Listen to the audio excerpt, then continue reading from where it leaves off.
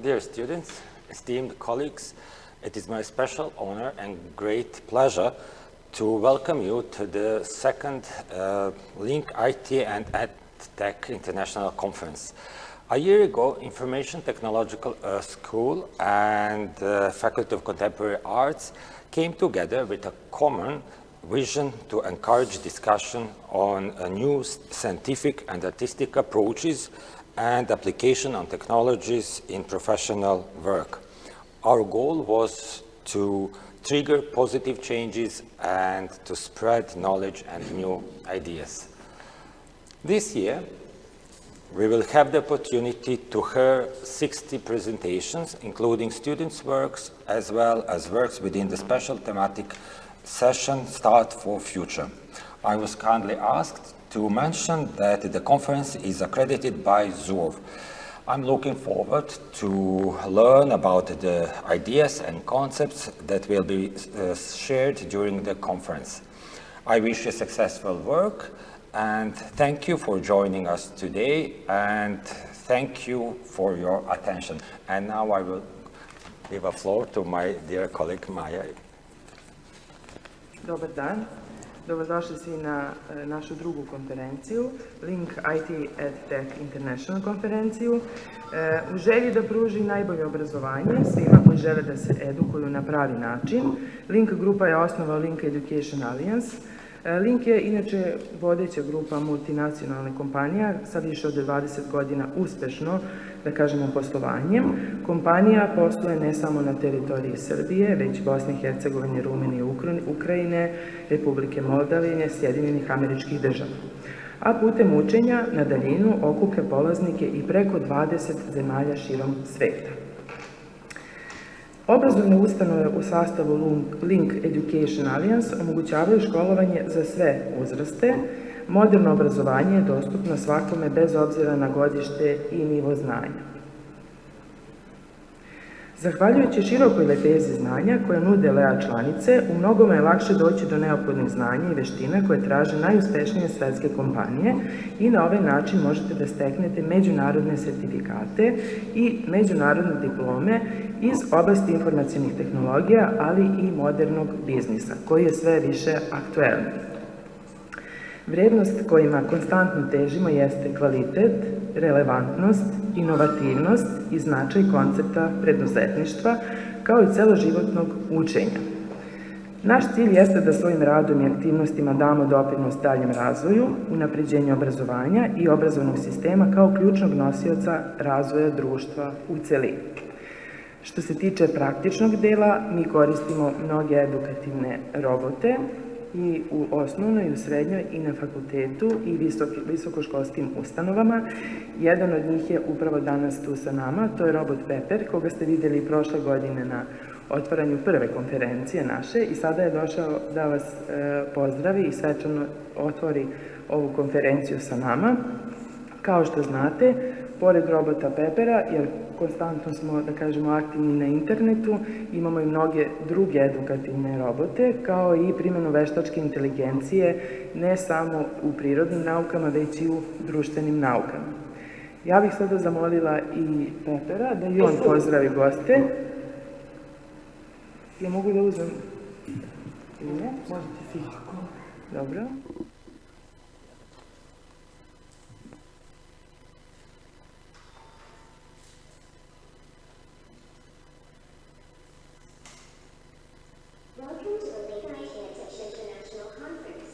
Glad to be here with you great people who are making this world to become better. This is a special event where we see future education to modern life and modern people. Let's open in Link IT and EdTech Conference. Pepper je sada poželeo dobrodošlicu i otvorio ovu konferenciju. Htela bih još da napomenem da pored savremene tehnologije koju svakako ulaže, da kažemo, svakodnevno Link, možemo reći da je u stvari ta tehnologija jeste pokretač i ove konferencije koja je sada danas, jeste ta jeste to obrazovanje i unapređenje tehnike naših profesora, naših nastavnika, ali i naših učenika i studenta. Tako da taj sklop, da kažemo, najnovije tehnologije, kao što vidite ovde robota, i naravno edukacije nastavnika i profesora je savršen spoj zašto u stvari mi jesmo broj 1, da kažemo, ne samo u Srbiji, Evropi, već i u celom svetu po obrazovanju i diplomama i sertifikatima koje mi nudimo. Direktore?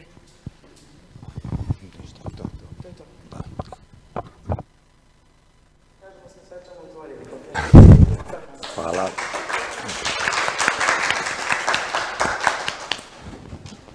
Hoćemo uzeti program, pa možemo krenuti onda sa prvom.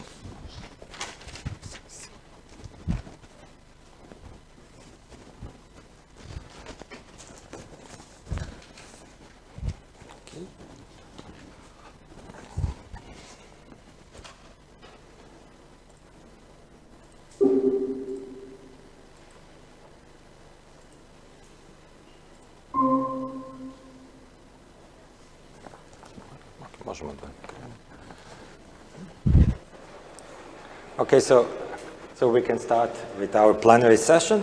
Our first presenter is Professor Aleksandar Šević, and the title of Professor's exposure is Biometric Authentication, Challenges and Opportunities. Professor, please.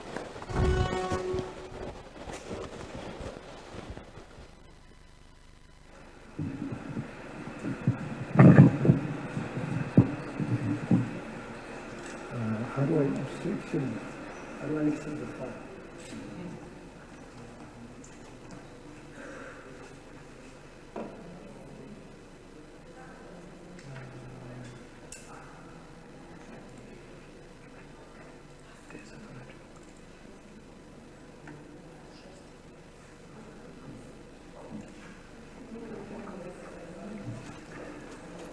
Thank you, Professor Jalovic. I would like also to thank Professor Ilic for having invited me again to present the second conference.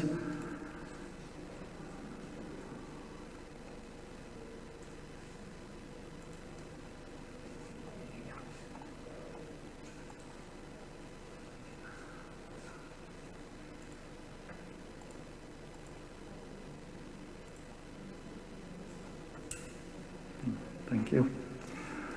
So today, the topic is slightly different, well, completely different from what generally I do in my life, because my focus is finance and international finance, but not really the IT so much.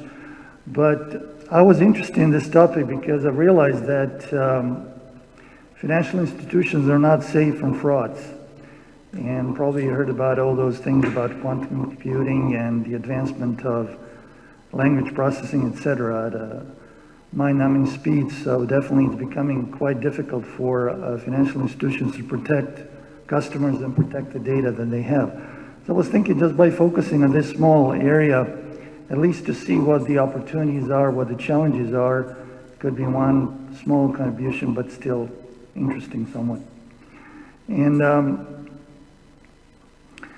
these are the contents of the presentation. Short intro, then we'll talk about what biometrics is and why it matters. It's a very old concept so far, but still quite interesting from that continuous authentication process perspective. Then we'll talk about limitations, the opportunities. As we can see, I said the sky and the law is the limit, and we'll see why, and then some concluding remarks towards the end. So the intro.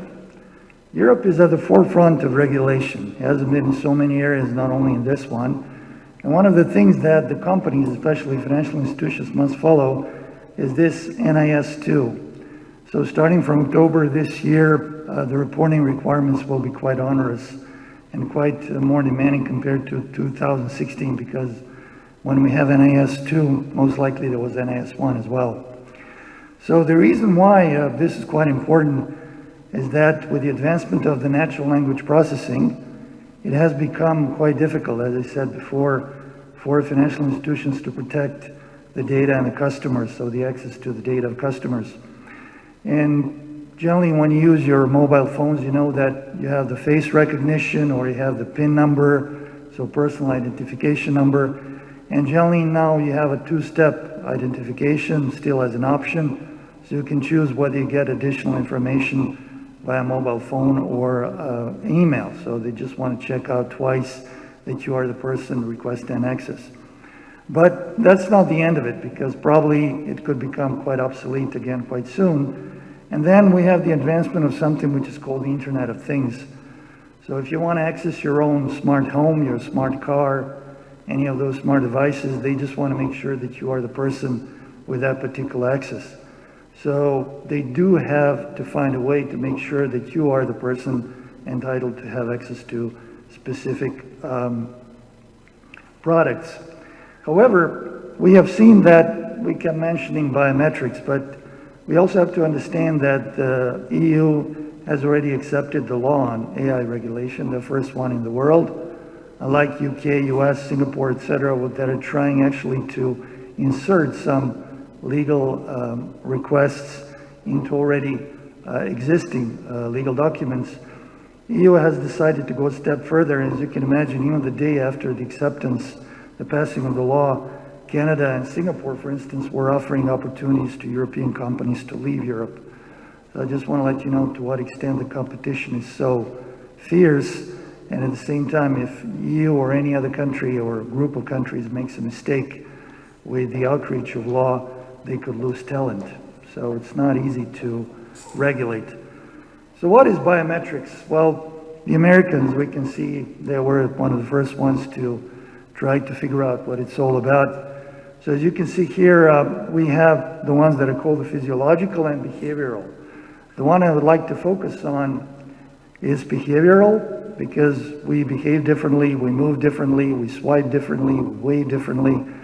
But then again, physiological ones, as you can see by the name, whether it's the face or the eye or the ear or the fingerprints or the vein pattern or DNA, it goes on, because this is from 2006. And that's why I'm telling you the biometrics is basically whatever you can assume that it has high entropy. So that simply means that it's not easy to replicate out there in the population. So the higher the entropy, the better, the safer it is.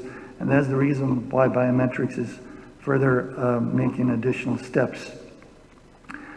But when we have a look at the biometrics per se, there's a very simple model, so to speak, here, that whenever you try to authenticate something, you have to take a look at the template. So somebody scanned you before, whether it's your eye, ear, the type of movements, the keystrokes, etc.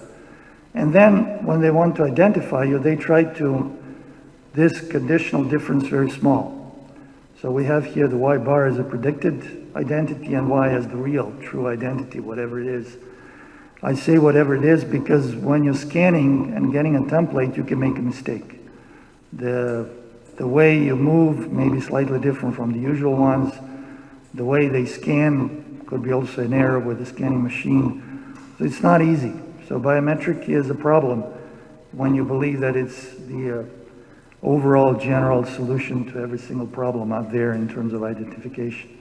So what we're trying to do is when you take a look at this formula, the entropy of Y given L is basically the entropy of the real identity that you have minus the entropy of the biometric template and the variation for the specific subject, which simply means we get old, we may get some chronic diseases, and then our behavior changes. All those things the artificial intelligence must recognize and predict in order to recognize us as a person with an access. So as you can see here, when you try to minimize this, how do you minimize? Well, basically the highest entropy of the template, and you have to reduce the intra-subject variation. So this is maximizing, this is minimizing, and that's how you can reduce the difference. So that simply means that our template should be the safest possible and the one that cannot be easily replicated, but at the same time, the intra-subject variation should be as small as possible. So obviously we get old, we change our patterns. As I said, we may have some neurological changes and that will also affect the pattern. So it would be very difficult for us then to do something without artificial intelligence, then assuming that we're not there. You may already face that. I believe banks are using AI in figuring out whether you're a person committing a fraud or whether you're really the person using the credit card. And sometimes it could be really a problem when you have to call back and actually confirm that you're the person using the services. But that's one of the ways to protect ourselves from the malevolent actors, the ones that are actually after our own identification and financial means. So as you can see here, it's very important to have good quality hardware. That's where our students who would, for instance, would like in the future to join some of those companies making the hardware foolproof, would have to figure out how to scan the template in the best possible way and with the least possible mistake. This is what you call the noise. It's always there in financial world. We call it white noise, etc., but also I believe in electronics, etc.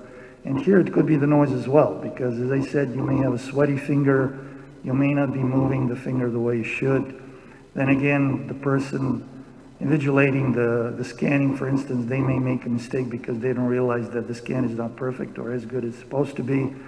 So there's so many factors are there, the human factors, the machine-related factors that could reduce the quality of the template. So the first step could be already affected, let alone subsequent recognition that must be out there and additional scanning that's necessary for you to be recognized as a user. So what could happen if the machine is not working and the entire system is compromised? Well, we may have bad matches or false non-matches. So basically we prevent persons like us, we're supposed to access our own account, but we cannot do that. Or you let criminals actually join your account because they realize that there's a margin mistake, so they will try to do as many times as possible to access the system, to scan the biometrics and then realize, okay, I access the account so I can use it. So that's the reason why biometrics so far are not used as on a standalone basis. We do have combinations with PIN and then combined with biometrics. But you will see, even in educational institutions, biometrics can be quite useful, especially if you would like to make sure that the student on the other side of the computer in online teaching is the one with an access to it. So the first two, knowledge-based, you know your own PIN, or you know the pattern, how to open the mobile phone, to access the data. Those are all, as we can see, knowledge-based. Physical objects, or sometimes you have a card reader, so if you want to access some of the, let's say, the police services offered in Serbia, you do need sometimes the card reader, and that could be, as we can see, the physical object, or a different type of token, etc. And biometric is the third step. And that's the one that really has so many variations. I gave you a couple of examples, like the keystrokes, etc. But then the way you write, obviously we have now experts, and the AI is becoming quite good at recognize your own handwriting. How you interact with a computer, so that's called a human-computer interaction. How you move the mouse, how you move the keyboard. If you have a touch screen, what kind of movements you have, swipes, etc. What kind of dynamics, the time between the swipes. All those things can be picked up by AI. And then even what's quite interesting, you have the low-level activity where they can access the logs, how you access the logs of a computer, how do you monitor the battery consumption, all those things. Muscle movements, how do you move your joints, skeleton movement, etc. All those things that can be examined. And finally, your habits. How do you walk? Quite interestingly. You've seen, again, in some of the sci-fi movies or action movies that they can recognize it by the way you move, and they know you're not a subject with an entitled access. So that kind of technology is not new. But what is new is the idea that you can constantly monitor the person with an access to something. So that simply means that even if you make a mistake at the very beginning, you still can control for that particular access by monitoring the person, by taking a look at the way they move, their skeletal movements, their muscle movements, and everything else that could relate it to it. Why I'm telling you here that the sky's the limit, you can, whatever you believe that could be scanned, whatever you believe has a high entropy, you can put into that biometric control. So as you can imagine, we have a problem there, because how much of your freedom and how much of your traits would you like to give up for that access to your data? So that's becoming a big problem, because the law is there telling you cannot store the individual data. You cannot store something that could individually recognize persons. And then we have some solutions towards the end. They say one of the ways is that we use the minimal level of traits for recognition, and then the server doesn't actually recognize what those traits are. So you send that back information to the person involved. Or one of the ways is de-identification. So you're not trying to figure out who that person is, because at one point in time you would de-identify that particular trait and nobody knows what that person is. So it's nowhere to be recorded. That could be one of the ways for that continuous authentication to work. But how would it work in, for instance, in education? There are already softwares out there. They're actually used for scanning the students on the other side of the spectrum. Why is it possible to do that? Because you take a look at their keystrokes. Because they have mobile watches, you can take a look at their heartbeat. So you can actually see whether they're anxious or not, whether they're paying attention or not. You take a look at their blinking, their facial expression. Those could be one of the ways for you to improve your teaching, because you know whether students are actually following you or not, and what part of the lecture was interesting, so that you can pay more attention to it and less to something else. Again, the problem is how much data would students allow us to access? And of course, what are we going to do with that data once it's stored? Because most likely it has to be deleted after a certain point in time. So what's the next from this point onwards? The improvements in this technology, trying to make biometric more foolproof and maybe used on a standalone basis. Figuring out how the law will follow the technological advancements. Now ChatGPT-5 may have some reasoning involved. It would be very difficult for us to cope with technology unless we decide immediately to embrace it, not only in our everyday life, but also in teaching. And that's something which is becoming a challenge. And I hope that some of the answers will be provided by my colleagues who are actually more of an experts in this area. Thank you very much.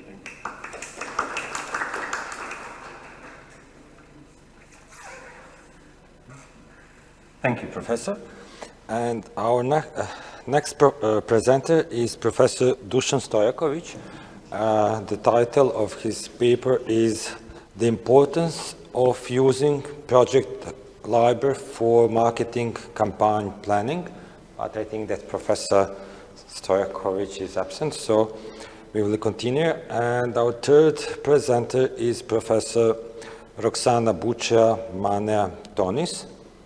And the title of Professor presentation is Convolutional Neural Networks Impact on Social Media Communication. But also Professor Roxana is absent. So our fourth, Roxana is here.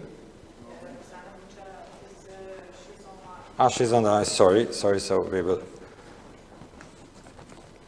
No? Okay. Can you hear me? Yes, Professor. Just a moment. I cannot hear anything.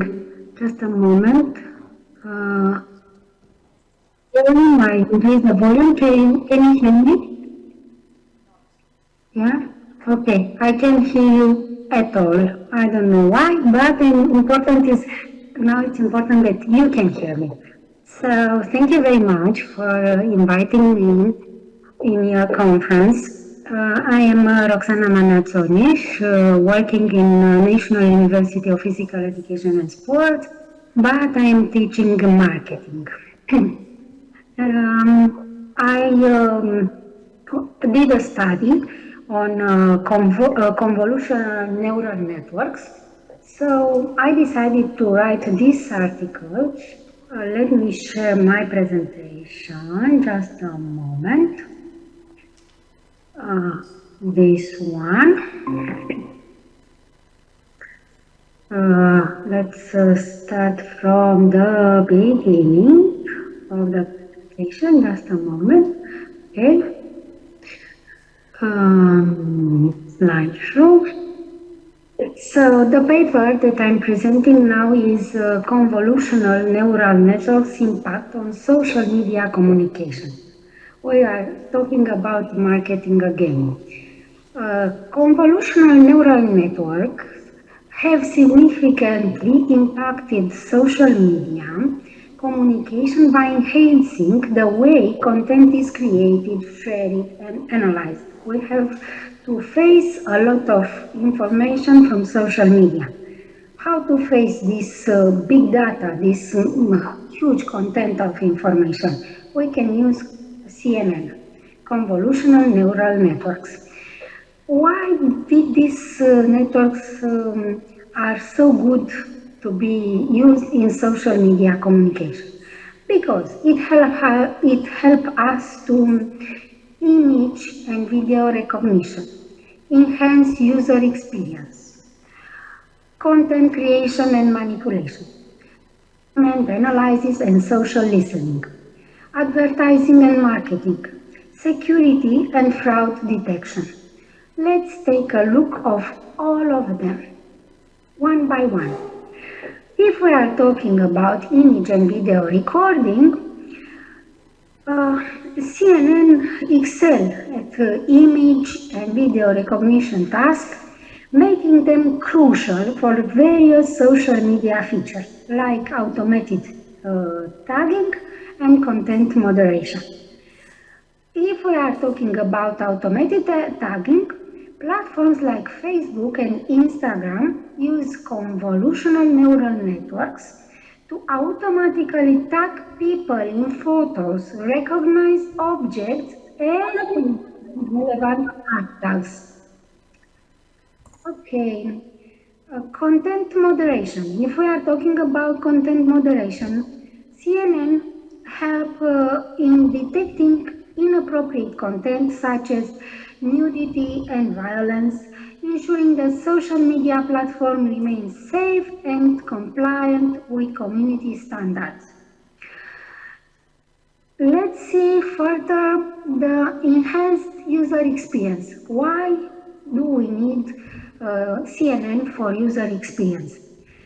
CNN contribute to a more personalized and engaging user experience through recommendation systems and augmented reality.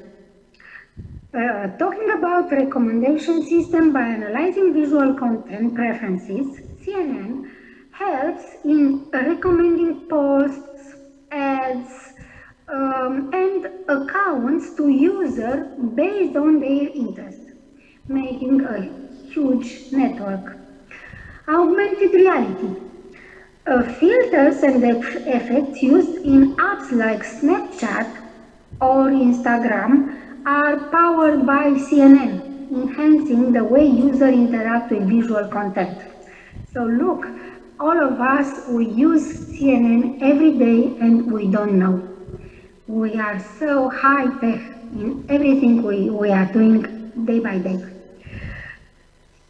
The third element, content creation and manipulation. Of course, we are talking now of drone of CNN, deepfake. Deepfake and GANs. GANs means generative adversarial networks. That is a type of CNN. They can create high realistic images and videos, leading to phenomenon of deepfake. This has both creative and ethical implications for social media communication. We know very well that at least in politics, deepfakes are very, very used nowadays and is very dangerous for all of us, in fact, and for children more than for adults. Artistic filters. This is a good part. CNN can apply artistic styles to photos and videos, allowing users to create visually stunning content easily. Let's talk about sentiment analysis and social listening. The image talks for me. While CNN are traditionally used for visual data, they also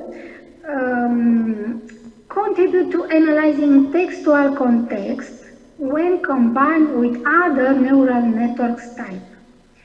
So it is used for emotion detection videos, like in the image below, by analyzing facial expression and body language in videos. CNN can help gauge the emotional tone of a conversation or a post. So we can take action in accordance with the post. Social listening. Brands are using CNN to monitor visual mention of their products across social media, enabling better engagement and customer service. And of course, advertising. We are talking about marketing. CNN enhance the effectiveness of social media marketing strategies by two means: targeting advertising and visual search. Targeting advertising by analyzing visual content that user engage with. CNN help with in delivering more relevant ads and increase the chances the user interact with conversation. So we enhance a better huge network between all people all around the world. Visual search platforms like Pinterest use CNN to allow users to search for items using images, facilitating shopping and discovery directly from visual content. This is a new facilitate of Pinterest. And of course, the security and fraud detection is also very important, as we have deepfakes and guns, generative adversarial networks. So we have also fake account detection made by CNN. Ensuring that the security of users on social media is another area where CNN play a vital role. Talking about fake account detection, CNN help in identifying profile by analyzing profile pictures and other visual content and saying if the account is might be fake or not. Content authentication. Techniques like watermarking or detecting manipulated image or videos help in verifying and in the authenticity of visual content shared on social media. In fact, CNN is very good in showing if an image was improved. And of course, we have drawbacks of these CNN networks, like privacy concern, ethical implication, biases and fairness. Without their advantages, the CNNs in social media communication present also some challenges. Automated image recognition and tagging can raise privacy issues among users. Also, the creation of realistic fake content can lead to misfortune, misinformation, and deception. CNN can inadequately reinforce biases, presenting in the training data leading to unfair outcomes and in content moderation and recommendations. So it means that everything that is unfair can be detected also with CNN. It also helps us with some recommendation and content. This was what I found in the literature review regarding CNN. So I decided to make a study on our students in our Academy of Economic Affairs in Bucharest. We have neuromarketing lab, and all the students are making a lot of simulation in this lab. So we make a study, a survey on our students. We also have made a qualitative analysis. We had some interviews with our students and find out the most important, the most interesting elements regarding CNN. So we decided we start from the hypothesis that CNN in social media communication can use the business, the company, to create wise, smart, innovative, strategic marketing campaigns.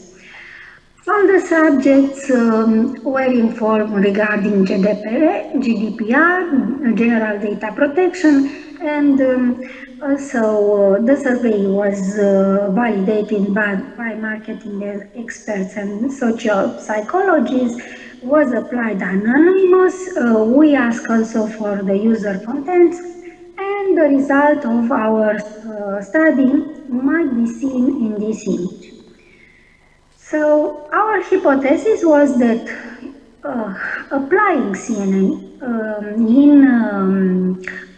in social media content, social media communication, we might get better, we might design better marketing strategies.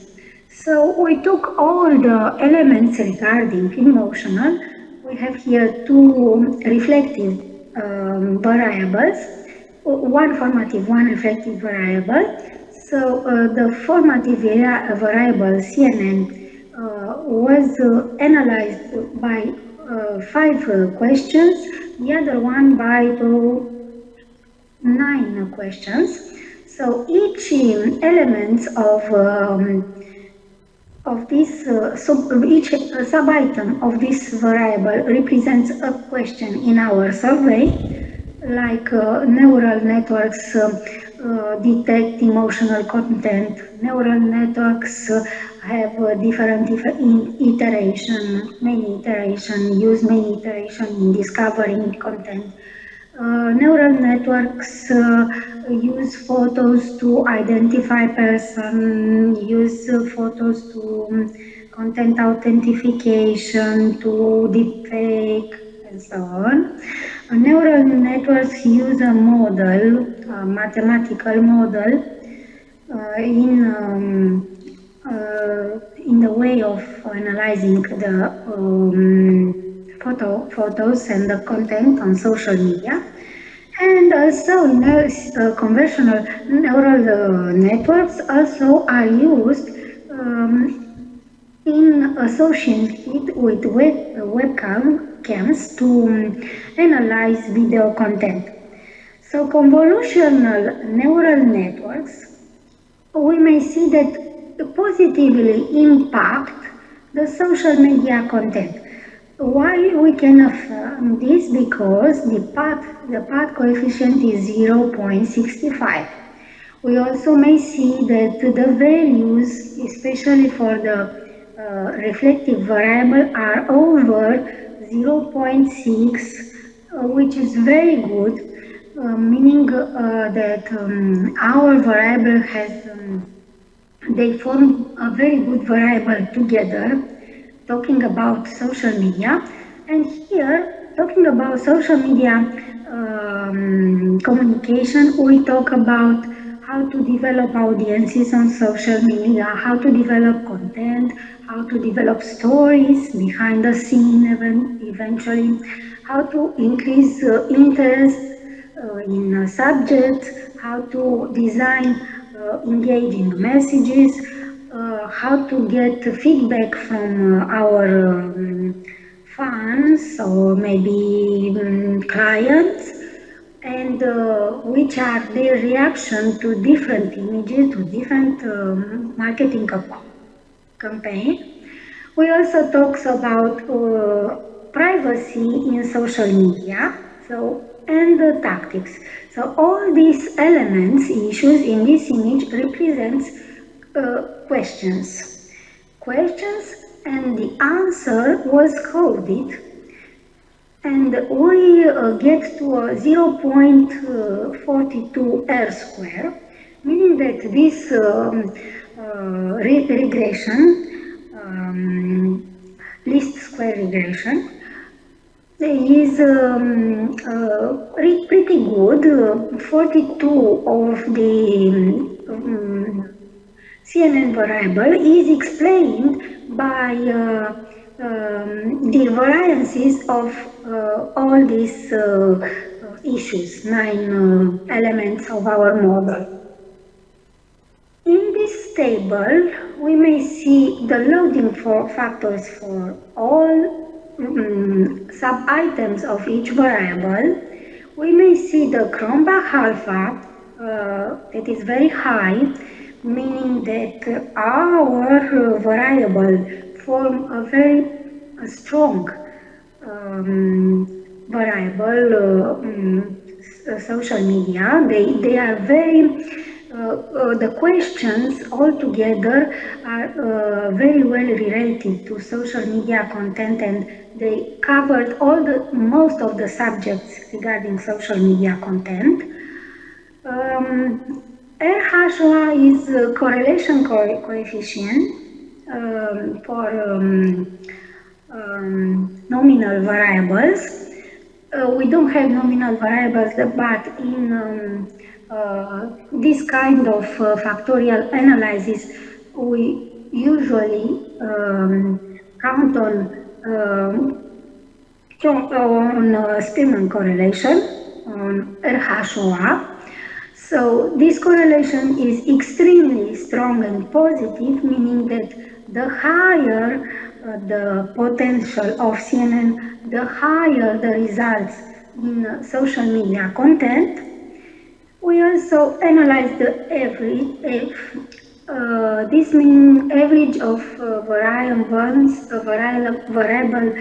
variance extracted, meaning that all these variables are one by each other, like in this variable. Sorry. They show very good model. Yes, I am ready to finish. Probably this is your asking, isn't it? Is your question? Sorry, respected professor. Sorry for interrupting you, but our time is run, so maybe may I kindly ask you to jump to the conclusion? Okay, great, thank you. Okay, thank you. So our conclusion was the same, like in literature review. Our students has the same opinion, like international specialist in marketing, that convolutional neural network revolutionized social media communication by improving content recognition, enhancing user experience, enabling sophisticated content creating, providing powerful tools for marketing and security. However, it is essential to address the associated challenges like deepfakes, ensure ethical issues, fair use of this technology. So now please let me know if you have any questions.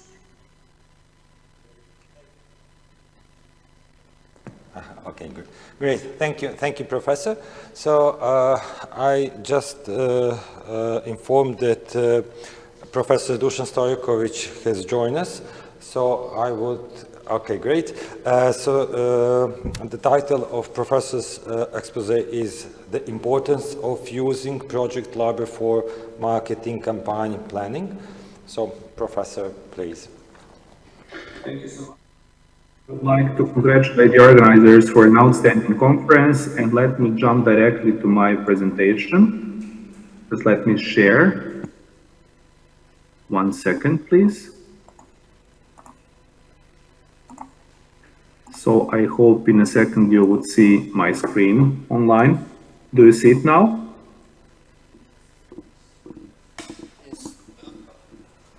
can anyone confirm if my screen is being shared?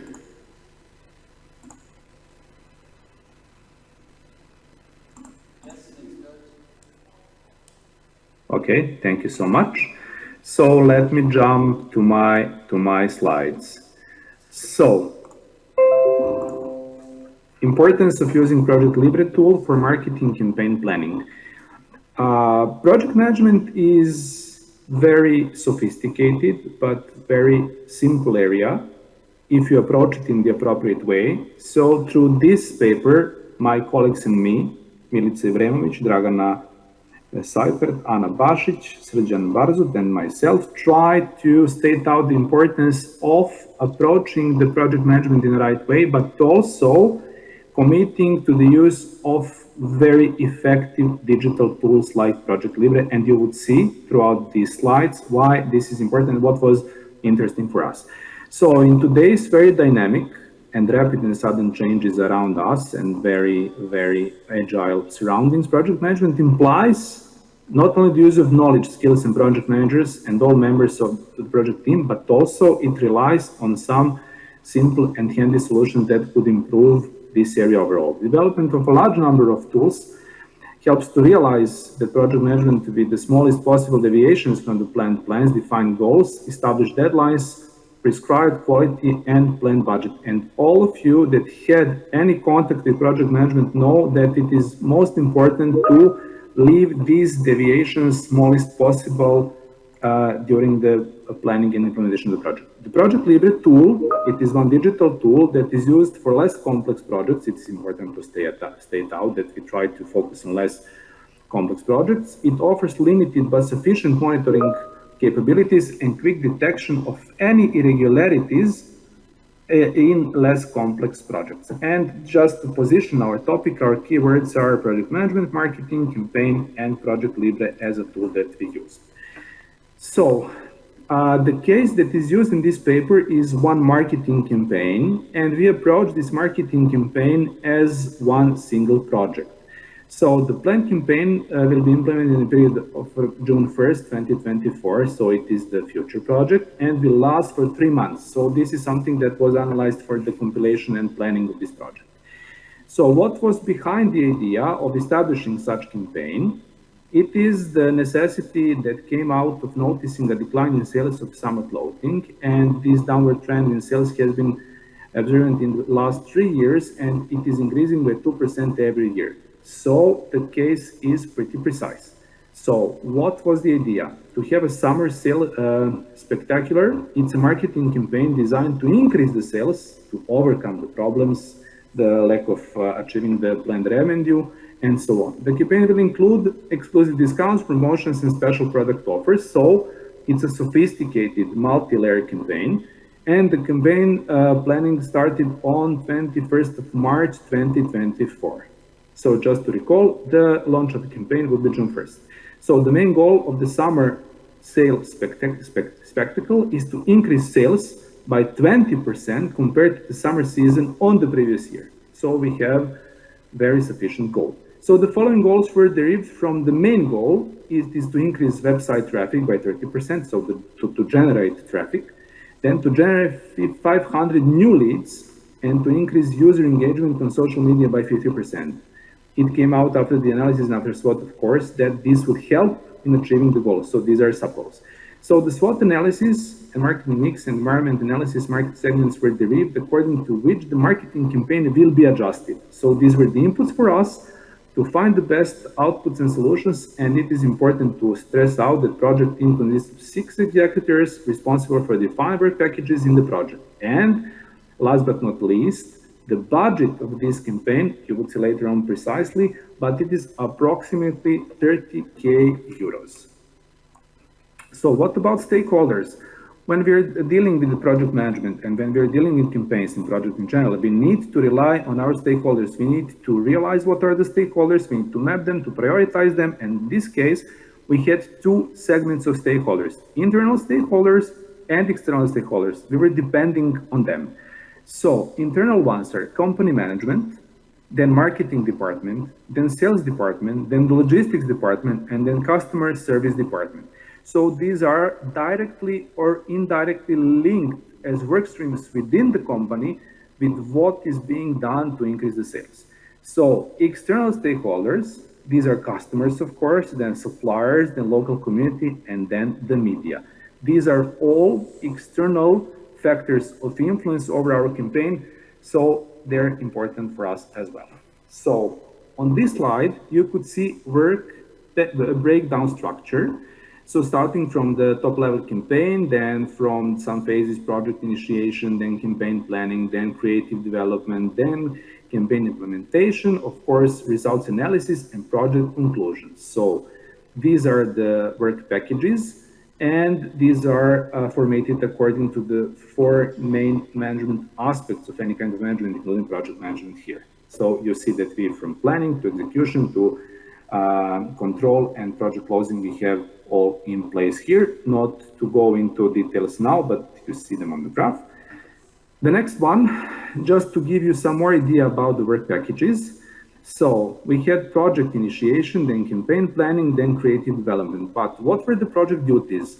It is defined as separate work packages, executors in change of implementation, necessary collaborators, collaborators and coordinators, and assigned for each work package. So we precisely defined who is who and who is having what duties and responsibilities in this ecosystem. For the project initiation work package, responsible for the overall coordination of the project, setting goals, deadlines, ensuring the smooth execution of the campaign, the person in charge of implementation is the project manager himself, logically.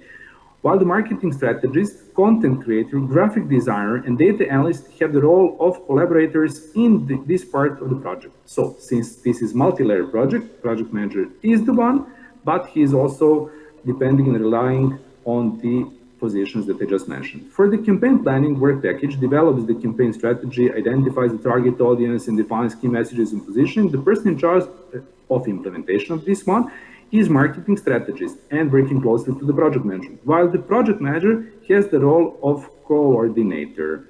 For the creative development work package that creates engaging content across channels such as blog posts, social media updates, and in general, user-generated the content as well, and email campaigns, the content creator is the person in charge of the implementation. So this is not the only part of work packages. Let me continue with some other aspects that were important for us and that were presented in the graph you just saw a few slides ago. So for the graphic design work package, it is important because of designs, visual assets, including banners, infographics, and social media graphics, ensuring brand consistency. This is important to state out. The person in charge of implementation is the graphic designer himself, while the content creator is his subcontractor, and also they're in close connection with the project manager. For the campaign implementation work package, the project manager is in charge of implementation, the marketing strategist has the role of a coordinator, and the content creator and graphic designer have the roles of collaborators.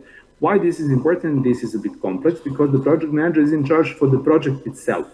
But since the inputs that are being done inside have the outputs externally, that is important to have the marketing strategy as a coordinator here, just not to be misunderstood. For the data analyst work package, collects and analyzes data, providing insights into campaign performance, audience behavior, and actionable recommendations. A data analyst is responsible for implementation, and he is also giving his inputs to all the other team members, and especially to the project manager. For the project conclusion, the work package, the project manager is responsible for the implementation of this work package. So on this slide here, you see what is the split of the budget. And this is what I mentioned previously. This is the more concrete split of the budget, and it is according to the phase for human resources, cost of materials, equipment, subcontracting, project management costs itself, and you have total cost, of course. Then you have marketing materials and design, paid advertising, email marketing, partnership with influencers, content creation, additional expenses, and of course, sum of all expenses, something above 30K of euros. So that was the budget that was dedicated to this campaign. But of course, when you deal with project management and with the campaigns, if a campaign is a case study for this, risk management is a very important aspect. So the risks that we were dealing with were financial risks, risks of unforeseen events, technical risks, and you will see some more later on. So marketing campaign costs can be high and expected sales revenue can be unpredictable. So logically, this is one of the main financial risks. So the idea was to start using strategies like discounts or limited time offers that can increase revenue and reduce the risks of financial loss, which is important in this case because this is the starting point that the sales is decreased. It's a seasonal thing. So yeah. Risks of unforeseen events such as bad weather, changes in the economy, or emergency situations such as pandemics and so on can significantly influence this project and this campaign. For example, some phenomena like earthquake or whatever could also unplanned influence this and bring the project to very thin ice about its completion. So technical risks, technical errors or breakdowns in the technological infrastructure like website or some hacker attacks or online payments failure and so on can lead to interruptions in the campaign and loss of sales. So let me continue. We had then competitive risks because competition could also realize what we are doing with the campaign and they could also offer some other solutions. So we tried by studying the competition, monitoring their activities to react quickly and direct the ongoing campaign or to adjust it to what is needed at the moment ad hoc. So logistical risks, that there could be some potential problems in supply chain, delivery or storage of goods that can cause delays in delivery of the products to customers, and the customers could be unsatisfied because of this and so on. So the idea was to work closer with the suppliers and to make contingency plans, of course, to respond to unexpected logistical problem, to reduce these type of risks, and this paid off this would pay off in the implementation phase.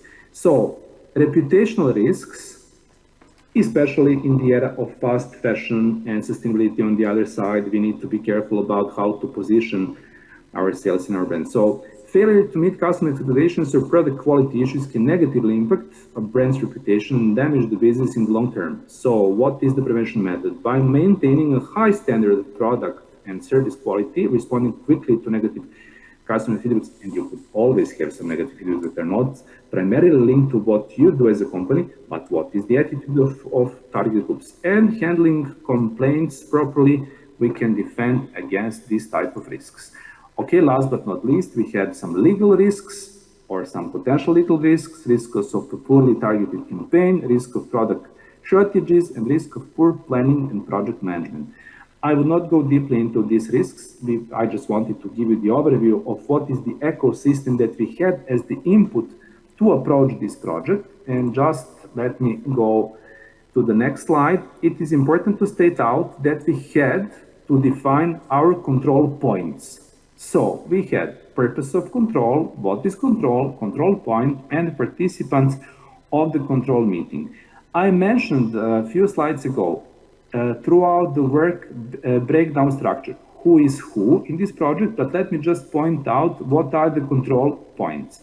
So we had some control points before the campaign launch to see if everything is set up, if everything is in place. Then the next one, campaign start date. We need to see on the start date if everything works properly, if everything is in place. Then regularly, even during the campaign, what we control each day during the campaign. Then regularly, for example, every few days or weeks during the campaign, what we checked, some inventory checks.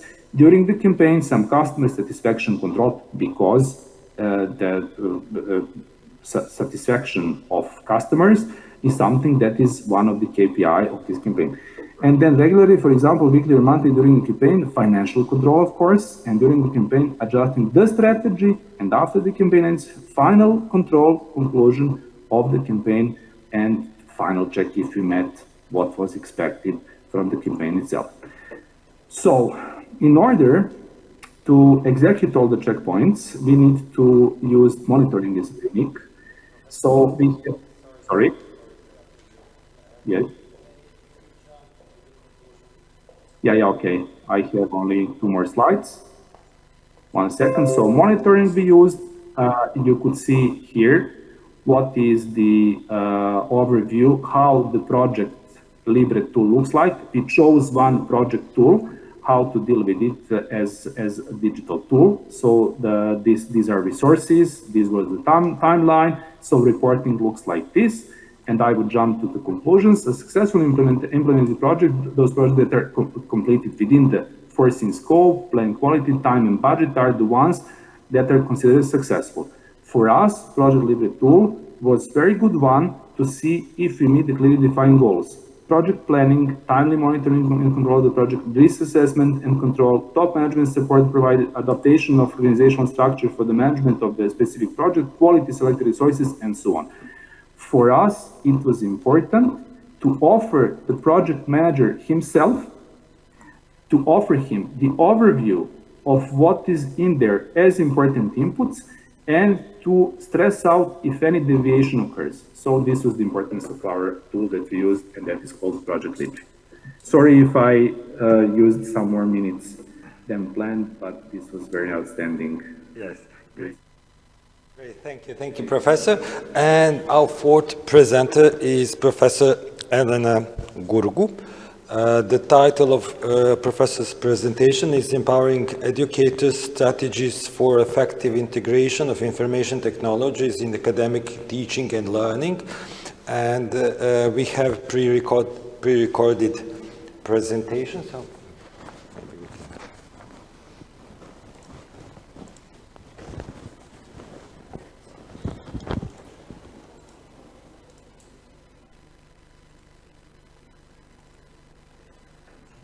Hi everyone, ladies and gentlemen, esteemed colleagues, distinguished guests. It is an immense honor to be here today at the second Link IT and EdTech International Conference 2024. My name is Elena Gurgu and I represent as Associate Professor and Journal Editor Spirit University, the Faculty of Economic Sciences from Bucharest, Romania, as well as the Directorate for Culture of the Bucharest Municipality from the Romanian Ministry of Culture. First of all, please allow me to extend my heartfelt gratitude to Professor Valentin Culeto, President of Link IT, and also to my esteemed academic friend, Professor Milena Ilic from the Faculty of Contemporary Arts. Also, I want to extend my gratitude to the management of Information Technology School and the management of the Institute for Contemporary Education. Thank you for the invitation to speak at this prestigious event. Today, we gather at a unique juncture in the evolution of education. We stand on the cusp of a technological revolution that promises to transform the way we teach and the way we learn.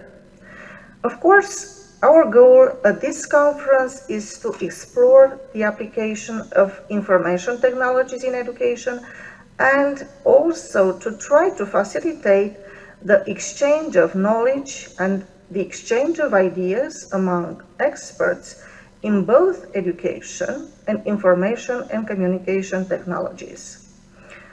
The title of my speech today is about empowering educators. It is about strategies for effective integration of information technologies in academic teaching and learning.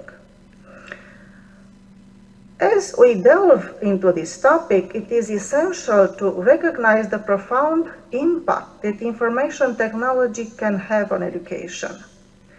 When effectively integrated, IT can enhance the learning experience, making it more engaging, more personalized, more accessible. As we all already know, information technologies offer a plethora of tools and also platforms that can transform traditional education paradigms. From virtual classrooms to interactive simulations to data analytics and artificial intelligence, these technologies can provide educators with unprecedented capabilities to address diverse learning needs and foster a more inclusive educational environment. However, while the potential of IT in education is vast, the journey to effective integration is fraught with challenges. Many educators face barriers such as limited resources, such as inadequate training, as resistance to change. Furthermore, there is often a gap between technological advancements and their practical application in the classroom. To bridge this gap, we must adopt a strategic approach that focuses on empowering educators. This means providing them with the necessary tools, with the necessary training, and support to harness the full potential of information technologies. In my speech and also in my paper, I chose to share with you some examples taken from the most important strategies used by the best universities in the world. One of the most critical aspects of empowering the educators is providing ongoing professional development and training. For example, the Massachusetts Institute of Technology, MIT, offers an exemplary model with its MIT X MicroMasters program. This initiative of MIT provides online courses and credentials, allowing educators worldwide to gain expertise in subjects like data science, like supply chain management, and more. This platform from MIT not only offers high-quality content, but also enables educators to experience cutting-edge, even teaching methodologies for the first hand. Building a community of practice where educators can collaborate, can share experiences, and learn from one another is vital now. Another example is the one from Stanford University. Stanford University has a graduate school of education that hosts the Learning, Design, and Technology program called LDT. This LDT program emphasizes collaborative learning throughout projects, throughout workshops, fostering a community where educators and technologists work together to develop innovative education tools and also new strategies. Ensuring that educators have access to the necessary technological resources is fundamental. We have here another example, an example from the Harvard University that exemplifies this approach with its Harvard X initiative. Throughout Harvard X, the university provides free and open access to a wide range of courses, allowing educators to integrate high-quality content into their own teaching. Additionally, the platform from Harvard offers insight into how to effectively utilize these resources in diverse educational settings. Also, educational institutions must develop policies that support the integration of technology in teaching and learning. We have here another example, taken from the University of Oxford, that has implemented the digital education strategy, which aims to enhance the digital capabilities of both students and staff. As we see, this strategy includes providing robust digital infrastructures, offering comprehensive training programs, and fostering a culture that encourages the innovative use of technology in education. While technology can be a powerful enabler, it is essential to keep the focus on pedagogical outcomes. Here comes the example of the University of Cambridge that has pioneered the Cambridge Digital Education Future Initiatives. This initiative explores how digital technologies can support innovative teaching practices and improve learning outcomes. By conducting research and pilot projects, the initiative of Cambridge University provides valuable insights into effective technology integration, ensuring that pedagogical goals remain at the forefront. Continuous evaluation and feedback are also crucial for refining and improving the integration of technology in education. Here we have another example, taken from the University of Melbourne, who utilizes the learning management system, LMS, called, in a way, a feedback model. This feedback model allows educators to collect real-time feedback from students on their learning experiences. The data collected is then used to inform instructional strategies and improve the effectiveness of technology-enhanced learning environments. In conclusion, the effective integration of information technologies in academic teaching and learning is not just about adopting the latest tools and gadgets. It is about empowering educators to create meaningful and engaging learning experience that can then prepare students for the challenges of the future. By providing the necessary training, resources, and support, we can ensure that educators are well equipped to navigate the complexities of the digital age. As we move forward, let us remember that technology is a means to an end, not an end in itself. So our goal is to enhance the educational experience and foster a culture of lifelong learning. So we together can transform education and create a brighter future. Hi everyone, ladies and gentlemen, esteemed colleagues, distinguished guests. It is an immense honor to be here today at the second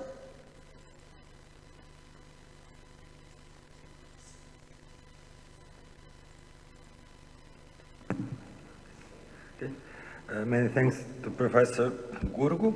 And now I would like to open a discussion. So do we have any questions, suggestions, comments regarding presented papers? If we do not have, I suppose session A and session B will be started immediately. So, okay, great, thank you.